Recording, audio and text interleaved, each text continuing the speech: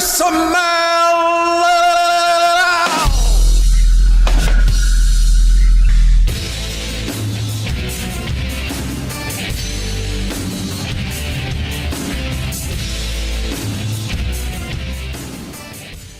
What up, it's your boy T-Bear in Reaction. Probably the final video I'm gonna do today. I wanted to check this out because I wanted to actually I might do one little small one, but I wanted to check this out because I wanted to see this because shout out to Kick and Raw. She checked this out as well too, and I'm a fan of The Rock though. Mostly his days as a face, of course, though as the People Champion face version, of course, as well than anything. So. But yeah, so I'm gonna see this from Wrestling Flashback, ranking the 9 version of The Rock from worst to best. You know, so without further ado, let's check it out. Yeah. 1, 2, is this on? The Rock is at his fair. One, I'm gonna say this. I got a feeling going to do this. I kind of hope they don't put Hollywood Rock as the best one. I hate because the reason I say is like. This is always good because keep proposing the narrative that people want his best as a heel. Like it's sad that a person got to be their best character as a bad guy. It sucks to me. I know that people are that's their thing, but just for me, it's like it doesn't give a good message to me though. To me, maybe to everybody else, but to me, it's like it sucks that that your best is as being a bad guy villain. But let's keep going. Fair share of personas over the years, consistently switching between both heel and babyface, and being one of the most entertaining characters on the show in the process. As regardless of what role he played, the core of his character rarely changed, but he was still able to make you cheer him or even boo him. And over time, fans have certainly done both when witnessing the different eras of The Rock. So today, we're ranking the different versions. At least he pointed out that folks have done both or anything, because I will say, because it's like folks was like, well, like I'm rolling them regardless of who they are. I'm like stop lying. You maybe that's you, but you know you're gonna boo when he's ill. I know I do. Of The Rock through the years. Number 9, Rocky Maivia, November 9. I figured that'd be the lowest one. 96 to August 97. As great as The Rock we all know and love would become, he certainly had a difficult start despite an impressive first outing. Yeah, I figured that. As he would be thrown in at the deep end, debuting in a traditional 5-on-5 elimination match at the 1996 Survivor Series, going by the name Rocky Maivia, a combination of his father and grandfather's ring names. But being wrestling's first ever third-generation superstar proved at first to be a hindrance more than a benefit. Rocky Maivia was a blue chipper, white meat babyface, and it was clear that he had gifted athletic ability and was well trained in the ring, but Rocky lacked character, and his clean-cut persona was poorly received by the fans who jeered Maivia out of arenas with chants like Rocky sucks and crowd signs that read, "Die Rocky Die."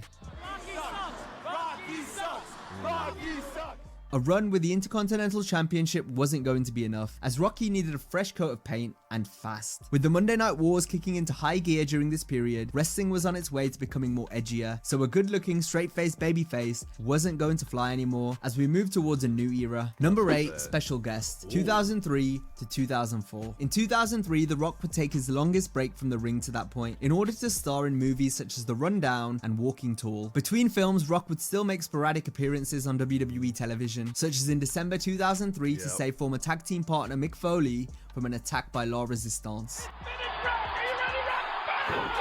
I'm more kind of like a diss with this because he was using a remix version of his Hollywood, a remix face version of his Hollywood Rock theme and everything. And that's the thing. If you're actually wondering, that's the thing I'll be using for my videos involving The Rock and everything. Whether it's involving The Rock's character or Dwayne Johnson starring in a movie or anything. That's the intro song I've used right there. I love that version of it though. When he came out to this to help out Mick Foley twice in a row, I loved it. I was kind of sad they went back to his old school. If you smell The Rock cooking when he down the line when he included the match between Mick Foley and The Rock versus Evolution. I kind of hope he kept this remix of the Hollywood Rock theme. Rock would also appear in a segment with Eugene, return to Raw in his hometown of Miami, and he hosted a Diva Search pie eating contest. These moments were still entertaining, but if anything, they reminded fans of what they were missing, as these one-off appearances showed how The Rock was still a level above everyone on the mic. And this was without doubt Hollywood's gain, as Rock's unmatched wrestling charisma translated well to the big screen in both films he starred in during 2003 and 2004. The Rock wrestled one more match during this period as the Rock and Sock Connection teamed up for the last time in a handicap match The Rock and Sock Connection. Yep. against Randy Orton, Batista, and Ric Flair at WrestleMania 20. The WWE would allow The Rock's contract to expire at the end of the year without so much as even a phone call from Vince McMahon, and perhaps this fueled the fire in regards to Dwayne Johnson distancing himself from the Rock name and the WWE as a whole. Number 7, joining the Nation. Okay. August 97 to March 98. The Nation of Domination was a group that thrived under the leadership of Ron Simmons, but it was The Rock that quickly became the faction's most popular and over member. All Rock needed was a microphone in his hand. In arenas across the country, I heard chants of Rocky sucks, but sucks isn't one of them. Rock's heel turn made the WWF realize that they had something special with the former Rocky Maivia, who is now exclusively known as The Rock. It was one of wrestling's great career turnarounds as Rock established himself as one of the Federation's biggest heels, as he held the Intercontinental title for a second time, featuring in memorable feuds with Steve Austin and Ken Shamrock. The Nation gave Rock a chance to effectively develop his character and build upon the natural charisma he had that didn't get the opportunity to shine through during the Rocky Maivia days. This is the thing right there. Like, and then you saw, I don't know if it came up. I think it was able to be uploaded or not. But I did reaction to his Flex Kavana matchup on USWA and everything, which was kind of like a somewhat of development towards Dirty at the time. And he had that character on there, and he was a face. This is why I feel like, why didn't they use that in the beginning? That's my thing. Why they gave him that little, like, another, you know, it's a fan of Rocky Maivia. Why they gave him that character if it didn't work? Why did they give him that character in the first place? They could have kept that Flex Kavana character, which was pretty much Rock before the Rock got here, and he was a face. Why didn't they do that? I guess we got. If from what we've seen from now to if you saw looking back at it now from what we watching recently, we got early little taste of Vince McMahon not being tone deaf. We got a little experience of tone deaf Vince right there with that whole situation. But let's continue. The heel, his confidence also improved. Rock's natural aptitude in the ring was now combined with impressive mic skills and growing main event potential. Number 6, Boots to Asses. February 2011 to April 2014. The Rock made his long-awaited return to WWE in 2011 in order to build up a feud with John Cena, which ultimately lasted for over 2 years. They would main event WrestleMania 3 years in a row together, which included 2 matches against each other at WrestleMania 28 and 29, with both proving to be massive financial successes for WWE. While for fans it was a dream come true to see such icons of the sport finally face off on the biggest of stages, especially given The Rock went into his second bout with Cena as the WWE Champion after capturing the title for the first time in 11 years at the 2013 Royal Rumble, defeating CM Punk to end an over year-long championship reign. One critique for The Rock during this period were perhaps his promos. He was still Can we see that again? Nah, I would say we could see it again with Roman, but it's saying that it's chance that Cody might be the one, which I hope as well too, though. You know what I'm saying? So, as long as it's a face, man. If it's Rock as a face, I'll take it as well too. But it'd be nice if Cody got it. Still able to cut some of his best though, including one that didn't even air on WWE television. But there were times when Rock's material was lacking, with Cena even getting the better of him on the microphone on a few occasions. True. And after April 1st, you won't be making no more movies. You're gonna need surgery on your face just like you had it on your boobies. Either way, when it came time to turn it on at the show of shows, The Rock definitely delivered with 2 top performances in each of he and Cena's WrestleMania main events. And this is despite the fact Rock suffered torn abdominal and abductor muscles, as well as a hernia during the second match, forcing the wrestlers to go home early. This match acted as a passing of the torch as such, and afterwards The Rock would once again leave for Hollywood. Over the next few years, The Rock would continue to show up on WWE TV every now and then, including at the following 3 WrestleManias, with the People's Champ even wrestling at Mania 32 in what technically counts as a match, although it only lasted 6 seconds, which became a record for the shortest match in WrestleMania history. Number 5, Undisputed Champion, June 2002 to August. I figured that would be like Downwards World 2 because he was a face and they was popular. It's just this is around time that folks was like, tired of him and then it led to and then it ended up leading to his Hollywood turn.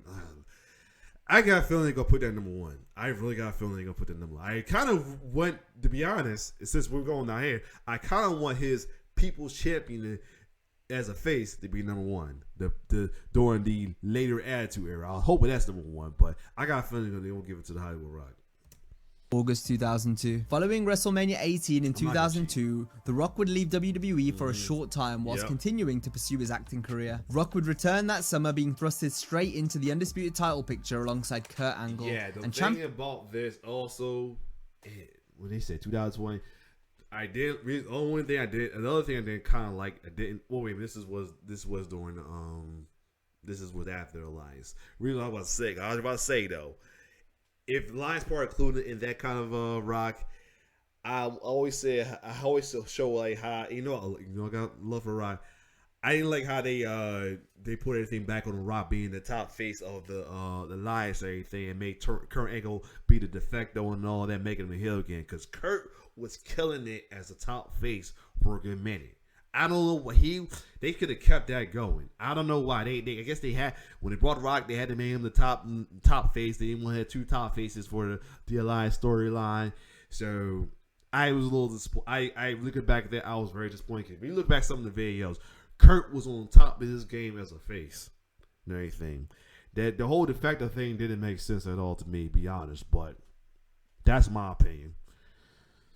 Champion at the time, The Undertaker, and the Great One would manage to defeat the two to claim the title at the Vengeance pay-per-view in a stellar triple threat match. The People's Champ would be best remembered during this period, however, for his match with Brock Lesnar in the main event of SummerSlam. Rock faced a massive test in the undefeated Brock, who had quickly skyrocketed himself to the top of the card. The Rock would make Lesnar look like $1,000,000 and put him over in a big way, as Brock pinned him clean in the middle of the ring to become the new champion. This match was made even more entertaining by how split down the middle the fans were for both competitors. As the crowd knew, The Rock was set to leave for Hollywood again following the show, and made their feelings known. The Rock has always been one to play off. That's another thing too.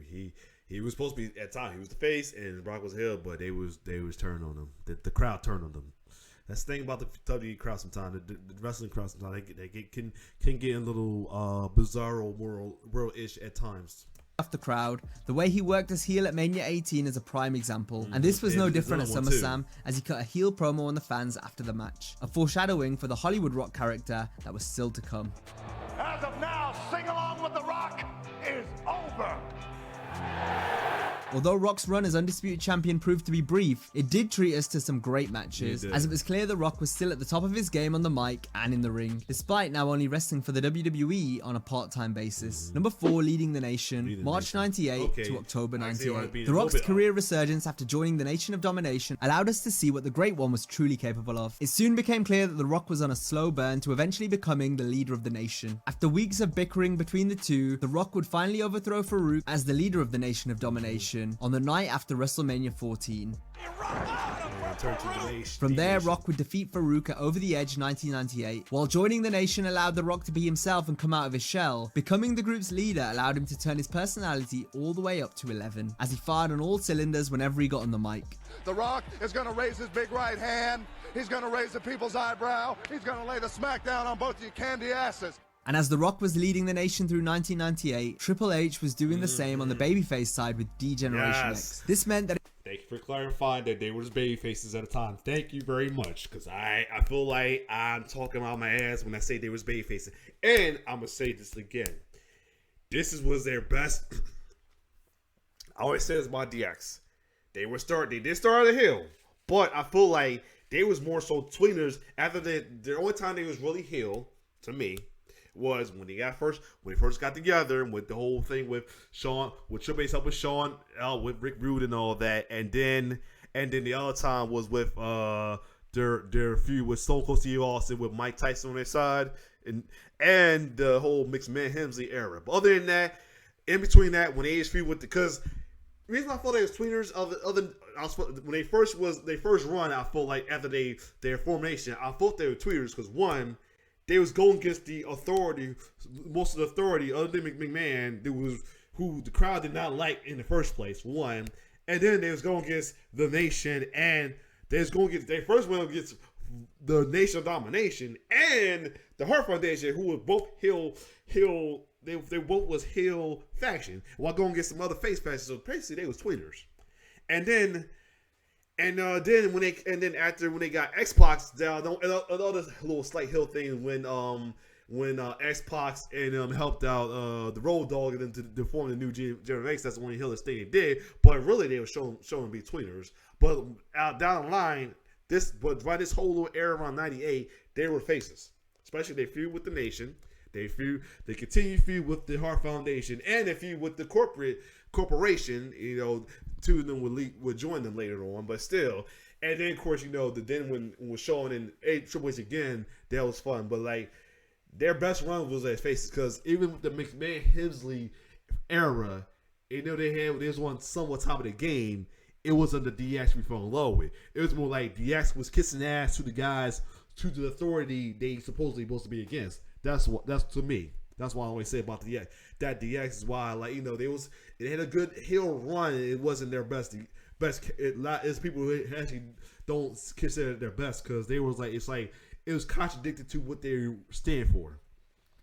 But it was only natural for the two factions to feud, with the two leaders going up against one another. Rock and Triple H developed great chemistry in the ring. This, coupled with the real-life competitive rivalry the two shared, led to them having some very good matches, which were topped off with an excellent ladder match at SummerSlam '98. There was no denying they were both on the path to superstardom. The Rock's incredible charisma was endearing him more and more to the fans, to the point where he'd essentially become a babyface by the time Mark Henry and D'Lo Brown turned on him in the fall of '98. This put the final nail in the coffin to the Nation, which was nearing its natural end, as Rock had already been riding solo in the prior months, having outgrown the faction. So he did had a little babyface run before he ended up joining the corporation. Being universally rejected as Rocky Maivia the first time round, The Rock was now a well-supported babyface for the first time in his... So like I say, when I see this, there's gonna be hope that folks will show love to Roman when he eventually turn face or anything.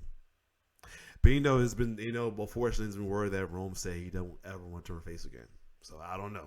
That's just his opinion, but things can change. Career. Number 3, Corporate Rock. November 98 to May 99. The Rock ran the gauntlet during the 1998 Survivor Series, defeating 3 wrestlers on his way to the final of the Deadly Game tournament, eventually winning the WWF Championship for the first time. Rock began the night as a massive babyface with the fans firmly in his corner, but there was still a massive swerve to come, and it came when Vince McMahon ended the match after The Rock locked Mankind in the sharpshooter, just like Shawn Michaels did to Bret Hart in Montreal 12 months prior. And just like then, Vince would call for the bell without any submission ever occurring. The Rock had suddenly gone from a top babyface to a top heel overnight, in no small part thanks to Vince. Decked out in flashy shirts and designer shades, The Rock continued to raise his game even further, and now with the WWF title in his possession, the sky was the limit. Rock's first test as champion was Mankind in what would go down as one of wrestling's greatest feuds, with such classics like their halftime heat empty arena match, the Raw match where Mankind won his first WWF championship, and the violent I Quit match at the 1999 Royal Rumble. Man.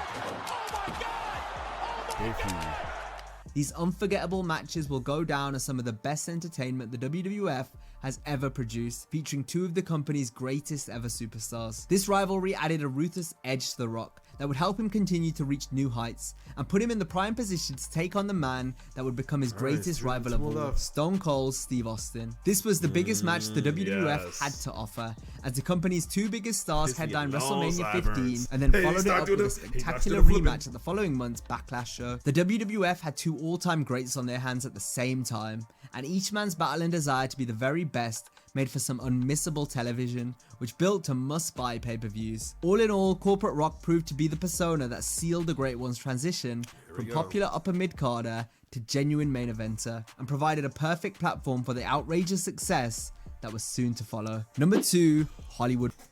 Hold on. Thank you. Thank you. They did make it number 1. I figured it'd be top, but thank you. They did make it number 1, but I see why it's number 2. But thank you. Yes. Oh, yes. So that's not number 1. Thank you. Now, I will say this. Even though he was a heel, and I was booing the hell out of him, he was funny as hell as Hollywood Rock. Even on the game. The thing, I think it was Here Come the Pain, I think. Yeah, I think it was Here Come the Pain, because Brock was the top face at the time. That's why he was on the cover, though, because he was the top face at the time. And they had him they even made his character on the game funny as hell. Like he'll do a suplex or a Samoa drop, and he just sit there and clap. I will say that. He was funny as hell. You know, he was a heel, you had to dislike, which I did. I wanted to see his ass get beat every time. I was cheering any face that was beating his ass, including Hurricane when he got that win on him. But he was funny as hell. Rock, February 2003 to April 2003. The fans' resentment towards Rock leaving for Hollywood was on display during the SummerSlam 2002 main event, and if it wasn't clear that The Rock needed to return as a heel, it was undeniable by the start of 2003 when a taped video promo he cut was booed out of the building during the Raw 10th anniversary show. This was surely the catalyst to pull the trigger on what would be known as the Hollywood Rock character, as The Rock returned sporting a new haircut, tattoo, and entrance music. Rock Hogan 2 at No Way Out 2003 gave us a heel. And this is like I say, he was doing some serious ass show, saying holding the arms, doing talking while he do his heel moves. Rock versus face Hogan, something we had gotten a taste of at WrestleMania 18 a year prior when the fans turned on the Great One. The Rock now embraced the boos and considered himself as being above wrestling, given how much of his stock was rising as an actor. This new persona gave us some of the best promos and funniest moments of Rock's career. Well, let me tell you something, brother. What you gonna do? It was clear to see how much fun he was having. The fans ate it up so much that they eventually began to cheer him again because he was just so entertaining. Watch this. Whoa, the big one. Rock could even bury the fans and still get cheered. This resulted in a hilarious line quipped by Vince McMahon backstage as he said that Rock was shitting on the crowd, but he's shitting ice cream. The Hollywood Rock run was a brief one given Rocky's movie commitments, but the Great One was still able to deliver us some truly epic segments such as the Rock concert, the infamous Toronto promo, spitting in the face of Hogan, the epic final battle with Austin at WrestleMania, the backstage running an eventual match with the Hurricane, as well as the epic standoff with Goldberg. All this packed into what was perhaps the most compelling run of Rock's career, possibly making Hollywood Rock the greatest short-term gimmick in wrestling history. Number 1, the People's Champion, May 1999 to March Shut up. Yes, hallelujah. Yes. 2002. As one of the main stars of the Attitude Era, The Rock had become so entertaining that he was almost impossible to dislike. And this was seen through the reactions he drew each week, which meant it was time to pull the trigger on him as a top babyface. Yes. And it was the babyface turn that allowed The Rock to reach his undisputed peak. It's me, Mark Lloyd. It's me, Mark Lloyd. Shut up. And while Rock remained cocky and arrogant, the fans loved him for it because of how much they could get involved in the catchphrases and promos. Then one Hold up. Oh, okay, close one. We had a little, we don't thought we going to freeze up, but here we go. If he does an interview with Roman down at WrestleMania, I cannot wait to hear him cut the bloodline asses on this. Even if I can't wait for him to cut their asses on this. Oh my God, he's going to cut their asses. Once the bell rang, they would be on the edge of their seats as Rock's matches electrified the sold-out arenas who all came to see the Great One. During 1999, The Rock would even take a back seat from the world title picture. And despite not being in the main event, Rock remained the highlight of each show by still cutting promos like no other and by featuring in hilarious Because they was kissing Triple H's ass as a game. segments like the time he buried Billy Gunn. But my name's Billy. It doesn't matter what your name is. Or who could forget the countless hilarious moments involving the Rock and Sock connection? It didn't make a difference who he worked with. Anything involving the Rock turned to gold, so it was only a matter of time until he had the WWF Championship gold in his possession again. And he would end up holding the title for much of 2000, where in the absence of Stone Cold, the Rock star shone even brighter. So much so that the People's Champ would get his first taste of Hollywood around this time, and right from the jump it was clear, Rock was a natural. Rock's legendary feud with Triple H in 2000 gave us multiple incredible matches. And was followed up with the second feud with Stone Cold, 2 years on from their first WrestleMania match. Rock and Austin were neck and neck, but some may argue that the Great One had now overtaken Austin given how good of a year the People's Champ had in the Rattlesnake's absence. True or not, what is for sure is that there were no superstars more deserving of wrestling in the final match of the Attitude Era, as Rock and Austin closed out WrestleMania 17 with a 5-star classic. Following 17, filming began for The Scorpion King, which was The Rock's first feature role in a movie, and the film's box office success, as well as the praise for The Rock's performance, was a big sign that ultimately, Rocky wouldn't be long for the wrestling world. Rock continued working part-time and led the WWF to victory as they defeated the Alliance at the end of 2001. The following year's WrestleMania at the Sky Dome Toronto acted as the perfect ending to this era of The Rock, as Hogan passed the torch to Rock in the dream match of all dream matches. The 68,000 fans' reaction to the two icons doing battle made this one of the most memorable encounters in WWE history, in what proved to be a passing of the torch moment, as Rock was part of another all-time great WrestleMania moment when he and Hogan shook hands and posed after the match. All in all, it doesn't matter which version of The Rock you prefer, because each one was able to just bring it, while putting boots to asses, ultimately allowing the People's Champion to become the most electrifying man in all of entertainment. The Rock knew his role in the world of wrestling, but he certainly didn't shut his mouth. His role was to finally become perhaps the best damn WWF champion there ever was, defeating Rudy Poos and jabronis and laying the smackdown on candy asses, and that's something The Rock guarantees, because anyone that did dare to go one-on-one with the Great One, he would take you down to Know Your Role Boulevard, which is on the corner of Jabroni Drive, and check you directly into the SmackDown Hotel, where they're known to serve nice pie if you smell what The Rock is cooking. So in 10 seconds, and The Rock means 10 seconds, the millions and millions of The Rock's fans will be chanting his name. And that brings us to the end of this video. As always, if you enjoyed the video, be sure to give it a like and subscribe to the channel. And if you enjoyed this one, be sure to check out our other video where we rank all 9 gimmicks of The Undertaker throughout the years. Hope you have a great... Yeah, I might check that out another time, the one with the Undertaker, and I think he did one with Cena as well too. But yes, oh man, glad they put the People Champions as the top one, the face People Champion. That should have been, that is the right choice right there. I had a feeling that the high one would be pretty high. Second, I was sweating because when I saw number 3 was Corporate Rock, I'm like, I got a feeling. But yeah, all the other ones was ranked properly to me.